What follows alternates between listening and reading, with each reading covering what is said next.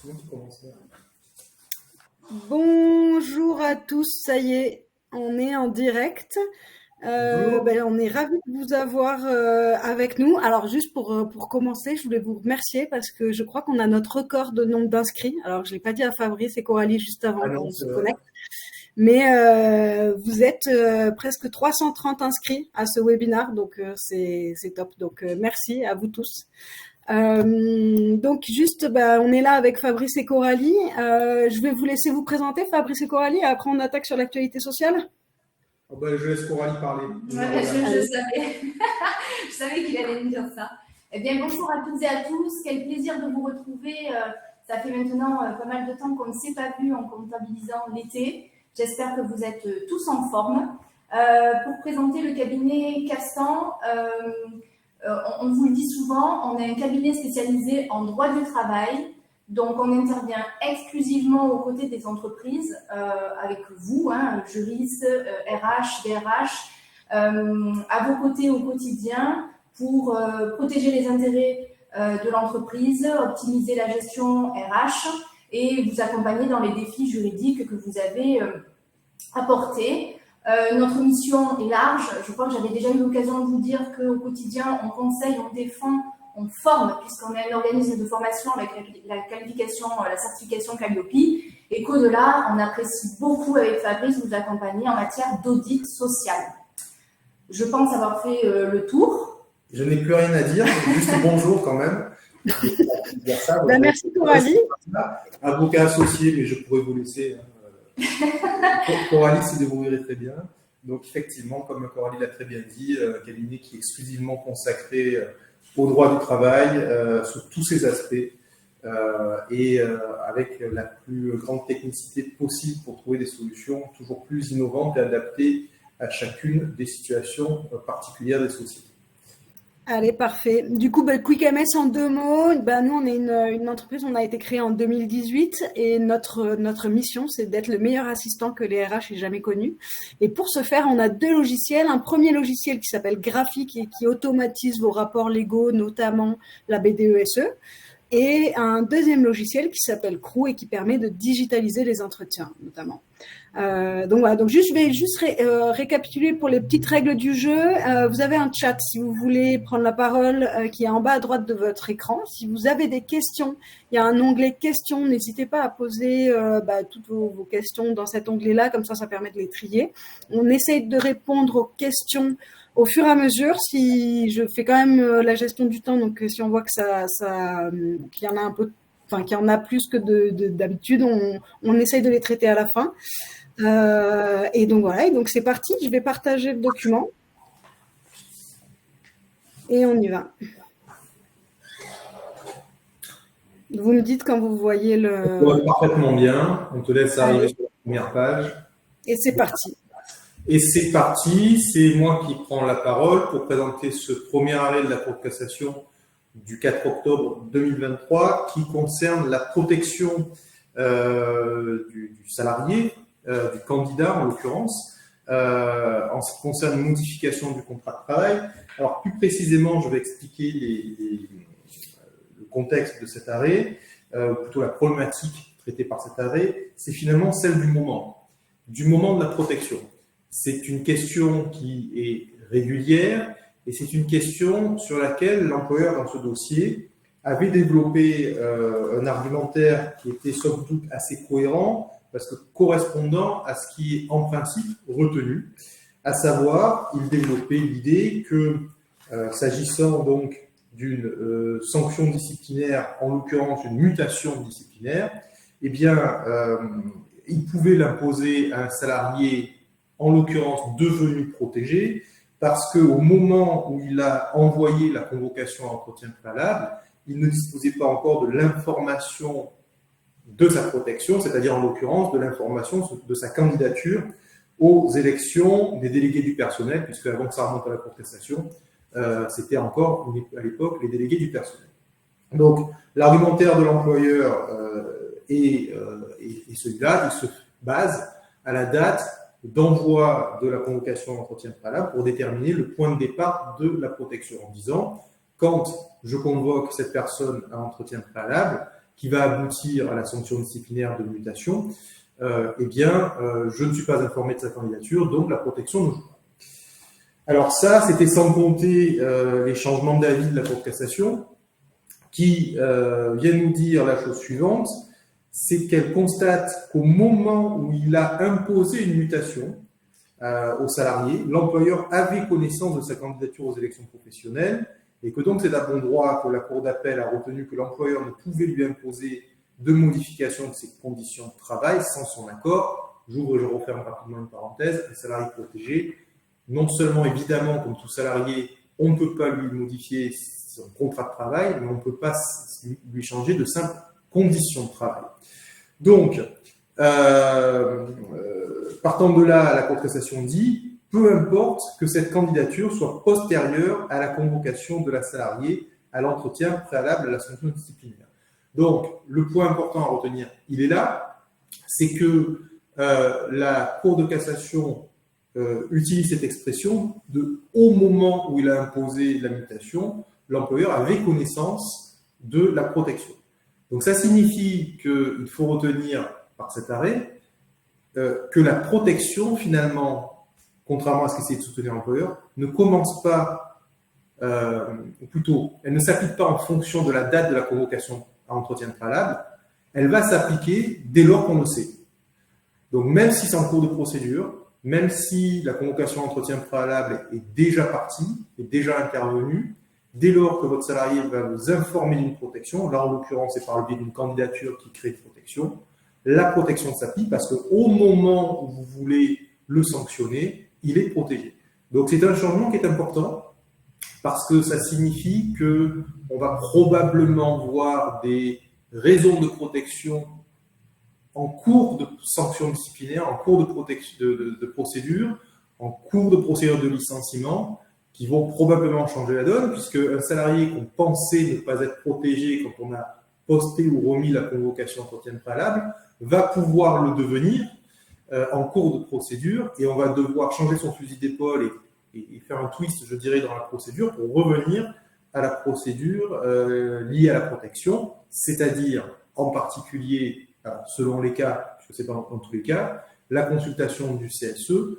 Alors là, c'est une sanction disciplinaire, j'extrapole un peu sur un licenciement, l'autorisation de l'inspecteur de travail pour un licenciement. En tout cas, voilà, un arrêt qui vient faire évoluer les choses sur la date à partir de laquelle la protection joue. Est-ce qu'il y a des questions sur ce premier arrêt ? Alors oui, il y en a une. Est-ce que les élus suppléants doivent assister aux réunions CSE ou est-ce qu'ils le peuvent? Et s'ils le peuvent, depuis les ordonnances Macron, dans quelles conditions? Alors, pour être honnête, je ne vois pas le rapport avec ce qu'on vient d'exposer, mais je vais quand même répondre à la question. Alors, depuis le CSE, effectivement, les suppléants, c'est un grand changement avec le CE, n'ont pas, par principe, le droit de participer aux réunions. Sauf si ils l'ont et que ce droit vient d'un texte propre à l'entreprise, comme un accord d'entreprise, même le règlement intérieur du CSE, mais par la loi, ils n'ont pas ce droit de participer à l'ensemble des réunions. Ils vont y participer lorsqu'ils vont venir suppléer et donc remplacer, je dirais, un titulaire. Ok, merci pour cette réponse. On passe à l'arrêt suivant. Du coup, c'est Coralie. Juste quand Fabrice dit aucun rapport, vous oui. C'est pas péjoratif, hein, c'est juste qu'on élargit et on fait attention par rapport au timing, mais bien naturellement, on prend toujours plaisir à répondre à vos questions. Hein. Voilà, donc par rapport au deuxième arrêt, petit arrêt qui concerne, comme c'est rare, on le voit au quotidien, l'application des dispositions du Code de la sécurité sociale. Très rarement, quand on fait les webinaires, on a l'occasion de se pencher un petit peu sur l'application de ces dispositions-là. Là, la Cour de cassation nous offre l'opportunité de le faire sur une thématique qui peut intéresser n'importe lequel d'entre vous, d'entre nous, sur la communication des documents qui doivent être faits par l'entreprise auprès de l'inspecteur du recouvrement. Et dans cet arrêt, la question plus précisément qui est posée, c'est auprès de qui l'inspecteur peut-il solliciter des documents? Donc, j'en profite parce que l'apport de cet arrêt est assez simple, mais j'en profite pour faire un rappel et vous renvoyer à la lecture notamment de la charte du cotisant contrôlé qui a été revue et reprise pour que le contenu soit plus exhaustif sur ce point, parce qu'elle fait de très bons rappels, notamment sur le fait que l'employeur a l'obligation de présenter à l'inspecteur du travail tout document nécessaire à l'exercice du contrôle.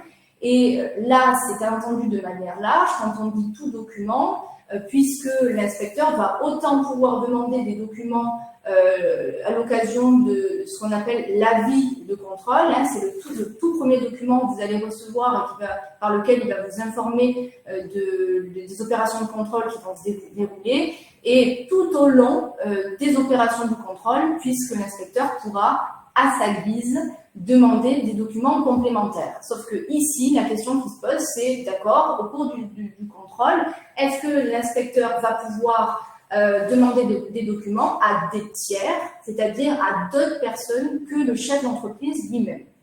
Et la question avait déjà été tranchée par la Cour de cassation en 2008, 2016 et 2020, en rappelant que l'agent chargé du contrôle n'est pas autorisé à solliciter d'un tiers des documents qui n'ont pas été préalablement demandés au chef d'entreprise. Sauf qu'ici, on voit, c'est un cas qui est intéressant parce que l'inspecteur avait directement demandé à une salariée de l'entreprise, salariée qui relevait du service de comptabilité de l'entreprise, de lui fournir des documents complémentaires, documents sur la base desquels il y a eu recouvrement, mise en recouvrement. Et là où a été malin l'employeur, c'est effectivement de rebondir sur cet aspect-là pour dire que finalement, il n'avait jamais autorisé, jamais délivré d'autorisation pour que cette salariée puisse communiquer des éléments complémentaires, donc sans en avoir été préalablement avisé. Et cet argument fonctionne en justice puisque on est en 2023 et que la Cour de cassation confirme cela et elle prononce l'irrégularité du contrôle et a fortiori du redressement. Et donc, le chef de redressement qui portait qui concernait ces documents-là a été tout simplement annulé et c'est une coquette somme qui a été du coup échappée des mains de l'URSSAF. Donc, je vous invite, dans l'hypothèse où vous avez un tel contrôle, à vérifier tant l'avis de contrôle que la lettre d'observation qui est notifiée en fin de contrôle, pour savoir si l'ensemble des documents visés et qui ont pu servir à l'inspecteur pour redresser, si tous les documents figurent. Si ces documents ne figurent pas ou si ils ont été obtenus sans l'accord préalable de l'employeur, dans ce cas, le contrôle et a fortiori le redressement seront déclarés irréguliers. Voilà pour ce premier arrêt. Eh bien, merci Coralie. Du coup, on passe à l'arrêt suivant. Fabrice, je te laisse là. Alors, cet arrêt porte sur la BDES, la base de données économiques et sociales, alors maintenant environnementale aussi, mais pour l'arrêt dont on parle, c'était encore la BDES sans le même si la logique va être strictement la même pour le point que je vais évoquer. Alors, la question qui s'est posée à la Cour de cassation, dans cet arrêt du 4 octobre 2023, c'est finalement de savoir s'il y avait une obligation de négociation d'un accord collectif concernant la BDES, et maintenant BDESE, ou si l'employeur pouvait la mettre en œuvre unilatéralement sans passer nécessairement par une négociation. Alors, je ne crée pas de suspense, la Cour de cassation a répondu qu'il n'y avait pas d'obligation de négociation. Dans cette affaire, pour que vous en compreniez les contours, dans le cadre d'une cession d'entreprise, le CSE, avec des organisations syndicales, les organisations syndicales sont venues indiquer que l'employeur qui avait mis en place une BDES par le biais de laquelle des informations devaient passer concernant la consultation sur la vente à venir, n'avait pas finalement été mise en place correctement, de telle sorte que la consultation sur l'opération n'était pas valable, et plus précisément, il demandait la suspension du coup des opérations, c'était ça le but du jeu. Mais donc, en passant dans le raisonnement par la BDES, en disant, vous auriez dû non pas la mettre en place unilatéralement, mais négocier un accord. Alors, pourquoi il y a ce débat juridique? Parce qu'il faut rappeler que le Code du travail, dans ses articles 2312-21 et suivants, prévoit le dispositif de la base de données. Et dans ce dispositif, c'est vrai qu'il y a notamment l'article 2312-21 qui commence ainsi: un accord d'entreprise conclu dans les conditions, etc., va prévoir donc la base de données économique et va définir, et puis le Code du travail nous dit que cet accord d'entreprise doit définir, par exemple, l'organisation, l'architecture, le contenu de la base, les modalités de fonctionnement, etc., etc. Par contre, si on poursuit la lecture du Code du travail, il y a un autre article, qui est l'article 2312-36, qui dit qu'en l'absence d'un tel accord, la base est mise régulièrement à jour et rassemble un ensemble d'informations que l'employeur met à disposition du CSE. Et le Code du travail liste les informations, donc finalement nous donne la marche à suivre pour cette BDES. Donc, l'argumentaire des organisations syndicales est de dire, certes, l'employeur peut mettre unilatéralement en place, mais à défaut d'accord, et ce à défaut d'accord, ça veut dire qu'il faut d'abord tenter qu'il y ait un accord. La Cour de cassation, donc, nous dit non, et elle dit, il ressort de ces textes, dans les textes que je viens d'évoquer notamment, que le contenu de la base de données économique et sociale est, en l'absence d'accord, déterminé par les dispositions légales et réglementaires précitées, puisqu'elle les a précitées dans sa rédaction. La négociation préalable d'un accord prévue à l'article L2312-21 du Code du travail ne présente pas de caractère obligatoire. Alors, ça me semble un arrêt intéressant parce que d'abord, il répond à cette question pour la BDES, où finalement, la Cour nous dit il y a des règles supplétives qui sont prévues par la loi, et bien elles s'appliquent à défaut d'accord sans qu'il y ait d'obligation de négociation. Ça me paraît intéressant parce que cette mécanique de rédaction du Code du travail, on la trouve à de nombreux endroits et pas seulement pour la BDES. Donc je pense que cette position de la Cour de cassation pourra à l'avenir être utilisée en contentieux dans d'autres cas, sur d'autres sujets que la BDES, où la mécanique de rédaction du Code du travail est la même. En tout cas, on a une réponse claire de la Cour de cassation pour la BDES. Donc vous savez que vous pouvez mettre en place une BDES sans avoir l'obligation d'aller tenter une négociation de manière préalable. Est-ce qu'il y a des questions sur ce sujet? Non, il n'y a pas de questions. On peut passer à l'arrêt d'après. Allez, Coralie, c'est à toi. Allez, alors, dans cet arrêt, il est question, je ne vais pas employer le terme d'enchevêtrement, mais de rapport entre un départ volontaire à la retraite et la requalification de contrat de mission en CDI. En présentant les faits, ce sera plus limpide. En fait, dans cet arrêt, il était question d'un salarié mis à la disposition d'une entreprise utilisatrice.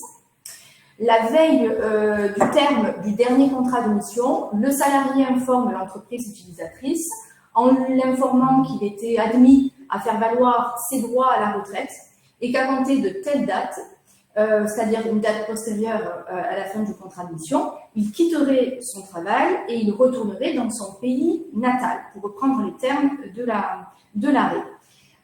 Sauf qu'un mois après cette lettre, le salarié intente une action en saisissant le conseil de prud'homme d'une demande de requalification de tous les contrats de mission en CDI et il formule, par voie de conséquence, des demandes indemnitaires découlant de la relation de travail, c'est-à-dire l'exécution du contrat de travail et la rupture du contrat de travail. Et c'est là où c'est un petit peu surprenant, vu les demandes, qu'il s'attelle à demander une indemnité découlant de ce qu'il s'agirait d'un licenciement sans cause réelle et sérieuse, puisque ce n'est absolument pas le débat ici dans le cadre de la requalification. La Cour d'appel d'Aix-en-Provence, puisque c'est elle qui était saisie, a été confirmée par la Cour de cassation en considérant que l'intégralité des demandes du salarié était injustifiée, hormis celles liées à la requalification des contrats de mission en CDI. Et en fait, ce qui ressort de l'arrêt, c'est qu'il ressort des éléments de fait que la veille du terme du contrat de mission, le salarié avait notifié à l'employeur sa décision de prendre sa retraite. Autrement dit, c'est un acte purement unilatéral, dépourvu de tout caractère qui n'est pas clair ou équivoque.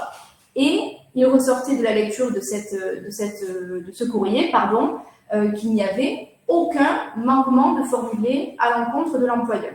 Donc la Cour d'appel rappelle les dispositions de l'article 1237.7 pour finalement souligner le fait que le départ à la retraite du salarié est un acte unilatéral par lequel il manifeste sa volonté de manière claire et non équivoque de mettre fin au contrat. Donc, et c'est là où réside l'apport de cet arrêt, peu importe le fait que l'on procède à une requalification des contrats de mission en CDI, il n'y a pas lieu de considérer que la rupture équivaut à un licenciement sans cause réelle et sérieuse. Ce sont bien deux choses distinctes, vu qu'ici, il n'y avait aucun grief de formuler à l'encontre de l'employeur dans le cadre de ce courrier.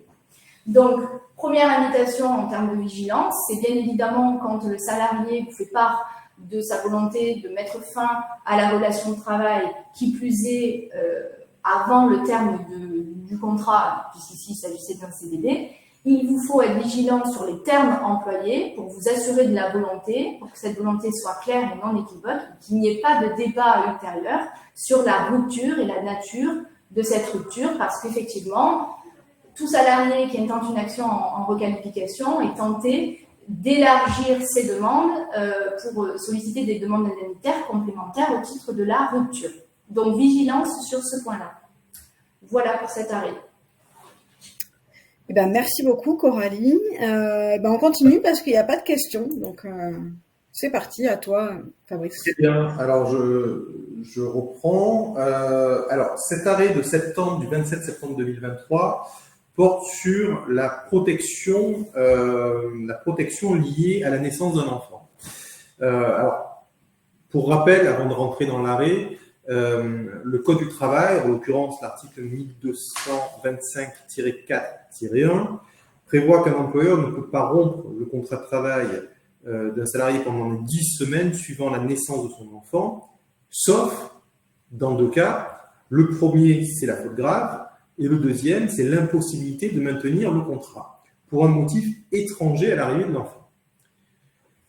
Dans cette affaire, on avait un cas un peu particulier, mais qui permet quand même de recentrer ces notions de faute grave et d'impossibilité de maintenir le contrat pour un motif étranger à l'arrivée de l'enfant. Dans cette affaire, une entreprise a procédé au licenciement de la salariée dans cette période, sinon il n'y aurait pas de question, dans cette période de protection, mais pas pour faute grave. Elle l'a toutefois dispensé de préavis en estimant que les griefs qui lui étaient faits ne permettaient pas qu'elle reste concrètement dans l'entreprise, de manière opérationnelle. Mais pour autant, elle n'a pas opéré un licenciement pour faute grave.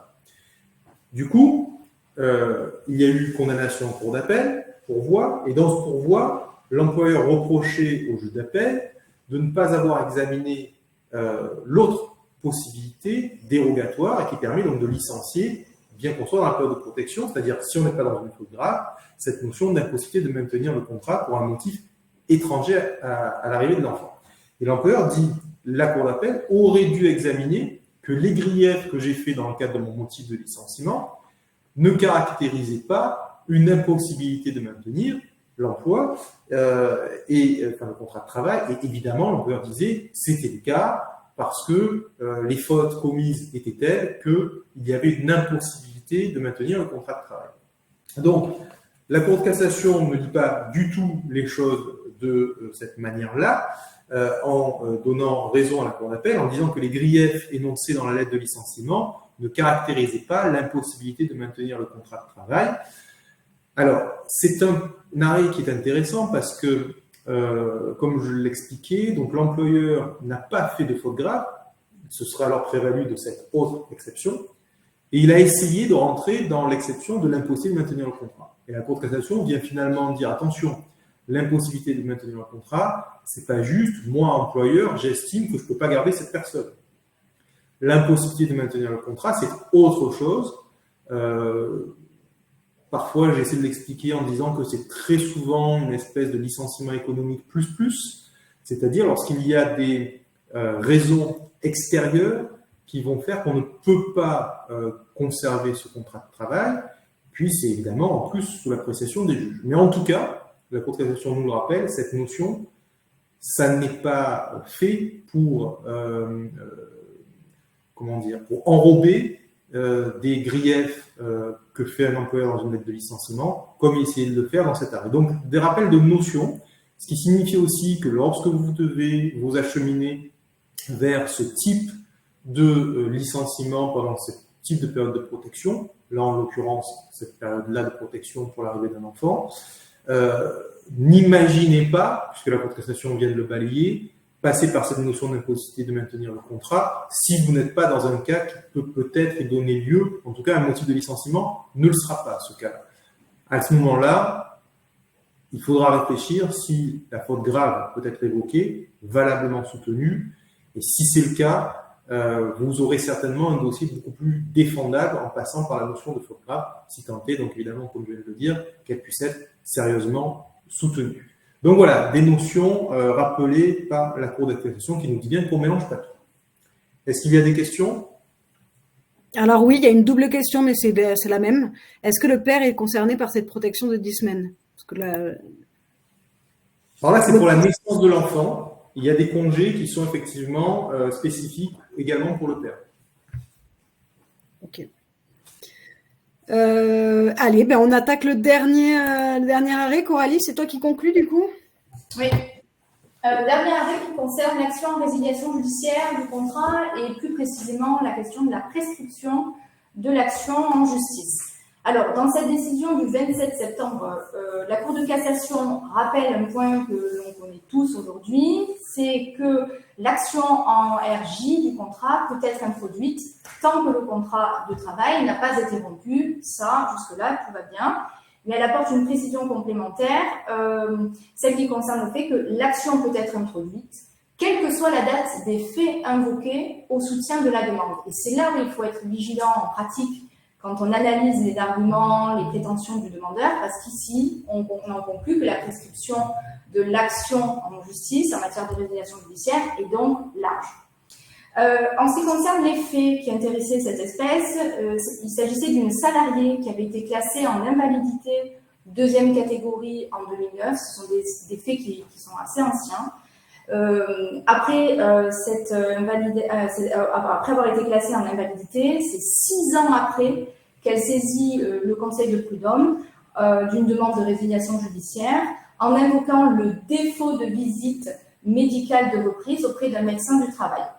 Et c'est ce point-là, effectivement, qui servait à la salariée pour dire, quel que soit le nombre d'années écoulées, dans la mesure où le manquement de l'employeur est caractérisé, la demande de requalification est légitime.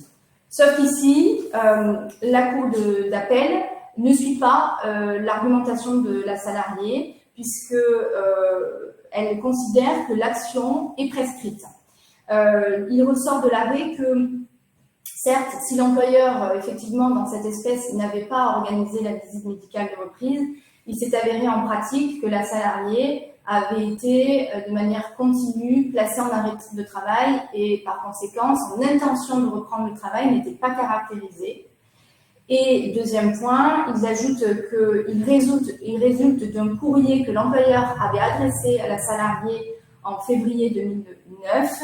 C'est important parce que c'est ce courrier-là, cette date-là qui va être retenue par la Cour pour faire le calcul des 5 années de prescription, puisque c'était 5 ans qui étaient applicables par le passé. Et donc la Cour indique que, en retenant la date de ce courrier-là, le point de départ du délai de prescription était atteint et que la salariée, quoique l'argument invoqué était justifié, l'action était déclarée irrecevable.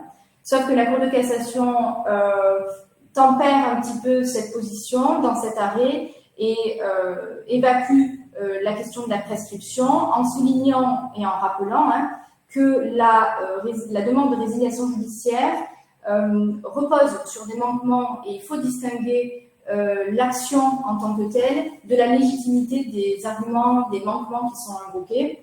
Et il y avait eu une décision d'avril 2023 qu'elle prend soin de rappeler en indiquant effectivement que dans la mesure où la salariée n'avait pas manifesté son intention de reprendre le travail, finalement il y avait une espèce de prescription glissante. Donc, c'est pas évident à faire remonter en termes de calcul, de détermination du point de départ, mais ici, la Cour de cassation a estimé qu'il n'y avait pas de prescription et que c'est tout le travail du juge du fond de faire ce travail d'examen pour analyser, étudier si les griefs invoqués au soutien de la demande sont justifiés ou pas.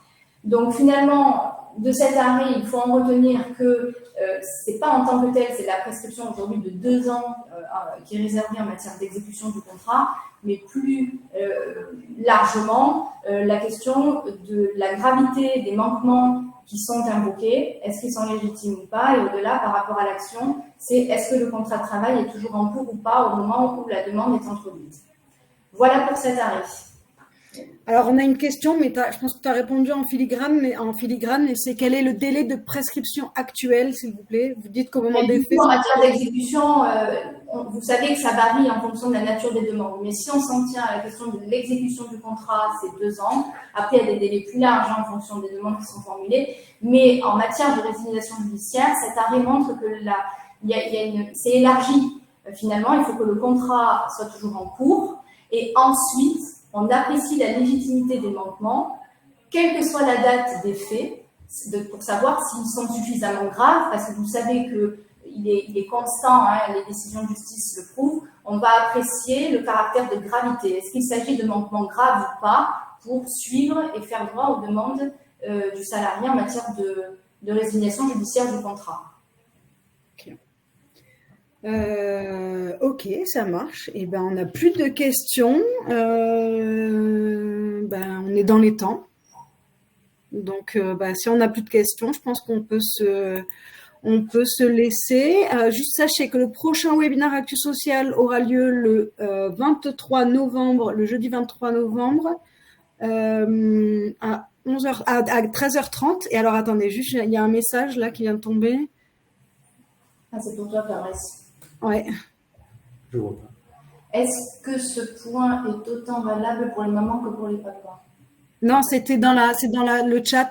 C'est le message juste pour vous dire que j'ai déjà une salariée qui a réclamé le paiement de ses jours de CP reconstitué dans le cadre d'une démission après 2 ans d'arrêt maladie, ce qui montre bien que les salariés sont de plus en plus au courant de leurs droits et aussi que la veille jurisprudentielle que vous faites est extrêmement utile.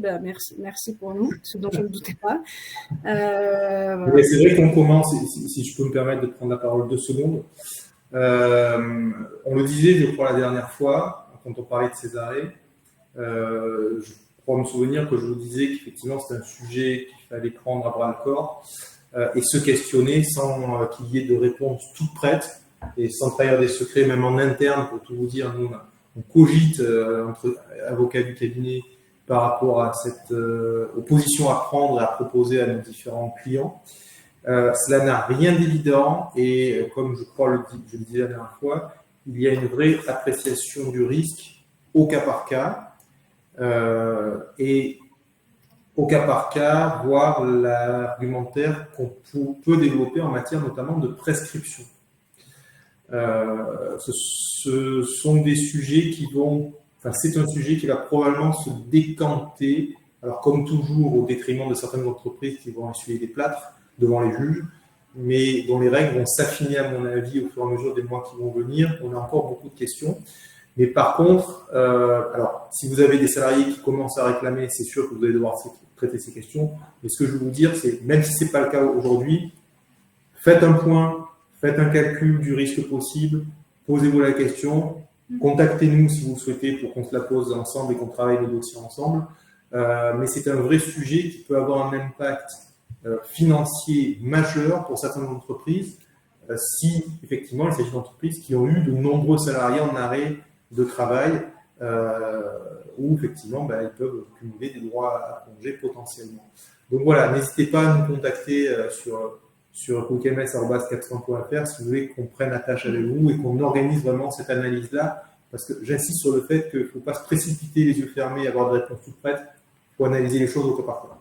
Je me permets parce que je vois les commentaires dans le chat défiler, je vois les commentaires de Roman et d'autres personnes par rapport à la charte. Quand je fais allusion à la charte, c'est la charte du cotisant contrôlé. Vous avez simplement à taper ça, charte du quotidien contrôlée sur Internet, et vous allez directement tomber sur le site de l'URSSAF. Et là, vous avez habituellement sur le site de l'URSSAF la possibilité de cliquer, de télécharger ce document. Et alors, encore un dernier point, parce que je vois pour info, la NDRH travaille sur le sujet. Alors là, je pense que le sujet des congés payés. C'est exactement ce que je viens de vous dire, dans le sens où Capstan, justement, participe à ces réflexions et étudie les moyens, disons, de résistance à cette jurisprudence. Parce que la Cour de cassation, c'est un point de vue en tout cas qu'on peut développer, finalement, elle applique cette nouvelle jurisprudence, elle se calque sur le droit européen, sauf que la France, économiquement parlant, accorde bien d'autres droits aux salariés malades qui font qu'on va tomber dans un déséquilibre économique avec cette jurisprudence qui n'existe pas dans d'autres pays. Donc, il y a probablement des choses à mettre en avant pour des syndicats patronaux, pour des organisations comme la NDRH. Et Capstan, il participe justement pleinement. Et justement, je fais le lien, apporte ces informations-là aux entreprises sur lesquelles on intervient directement. Ah, je sais, dans combien de temps? Quoi donc? Alors, je sais pas, si vous voulez dire, ça va prendre des mois. Ça va prendre des mois parce que les solutions vont se co-construire dans chacune des entreprises, au cas par cas, comme je l'ai dit tout à l'heure. Ça, c'est pour l'aspect opérationnel dans les entreprises. Pour l'aspect de résistance que j'ai évoqué, je pense qu'il va y avoir une forme de lobbying qui va se mettre en place. Pourquoi pas essayer de pousser les législateurs à intervenir, parce qu'on parle de droit européen, mais le droit européen permet quand même une marge de manœuvre dans laquelle le législateur français pourrait se glisser pour rectifier les conséquences des arrêts de la Cour de cassation. Mais tout ça, ça se fait pas en claquant des doigts. Il y a beaucoup d'aspects politiques, il faut faire du lobbying, il faut convaincre. Donc ça ne se fera pas en 24 heures. Merci Stéphanie. Merci beaucoup. Je pense qu'on est arrivé au bout du webinaire. Il y a une dernière remarque. Le point le plus urgent est de déterminer l'antériorité. Oui, le plus gros sujet, en fait, la Cour de cassation nous pose une règle, donc très bien dont acte. Là où il y a de la stratégie à monter, c'est sur effectivement le délai de prescription. Vous évoquez la notion d'antériorité, effectivement, c'est la prescription, c'est-à-dire jusqu'où on remonte, d'une part, en droit. Je vous passe les détails, mais il y a peut-être plusieurs prescriptions possibles selon la situation. Et de manière subséquente, quelle stratégie par rapport à ça on met en place dans l'entreprise? Est-ce qu'on régularise sur une certaine période tout le monde? Est-ce qu'on attend de voir et on traite les demandes au cas par cas? Voilà. Donc tout ça n'a rien d'évident quand on imagine, si vous voulez, que tout cela va se décanter, que peut-être il va y avoir une intervention législative, que peut-être il va y avoir encore des arrêts de la Cour de cassation qui vont affiner. Donc c'est pour ça, je crois que je vous disais ça la dernière fois, il faut traiter le sujet et pas forcément se précipiter pour régulariser tout le monde le plus vite possible. Ce d'autant plus qu'on ne sait pas sur quelle prescription régulariser, avec certitude. Okay. Voilà. Cette fois, je pense qu'on te laisse finir, Géraldine. Oui, non, mais après, il n'y a pas de problème. C'est au contraire, hein, c'est très intéressant. Mais bon, comme on voit qu'il y a un sujet qui manifestement anime le débat. C'est top, on est là pour ça. Vous êtes là pour ça, surtout. Ça marche. Et du coup, donc, on se donne rendez-vous le 23 novembre à 13h30, toujours les jeudis. Et puis, en attendant, tous les vendredis, la newsletter avec les actualités de la semaine. Voilà. Merci à tous. Et puis à bientôt. Merci à tous. Au revoir. Au revoir.